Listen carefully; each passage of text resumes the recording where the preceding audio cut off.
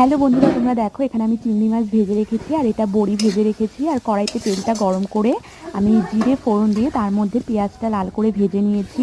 আর দেখো এখানে আমি সবজির মধ্যে আলু, সিম আর বেগুনটা দিয়ে এই সবজিটা বেশ কিছুক্ষণ একটু ভেজে নেব। তো তারপরে এর মধ্যে আমি আদা বাটা, লঙ্কা গুঁড়ো আর জিরে গুঁড়ো আর পরিমাণ মতো লবণ আর পরিমাণ মতো হলুদ দিয়ে আর তারপরে ভেজে রাখা চিংড়ি মাছগুলো দিয়ে এই সবজিটা বেশ কিছুক্ষণ একটু কষিয়ে নিতে হবে।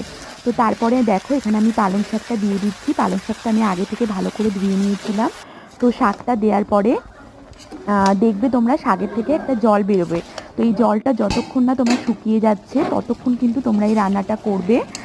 আর লাস্টে কিন্তু তোমরা অবশ্যই একটু চিনি দিয়ে দেবে। তো দেখতেই পাচ্ছ আমার রান্নাটা অলরেডি হয়ে গেছে।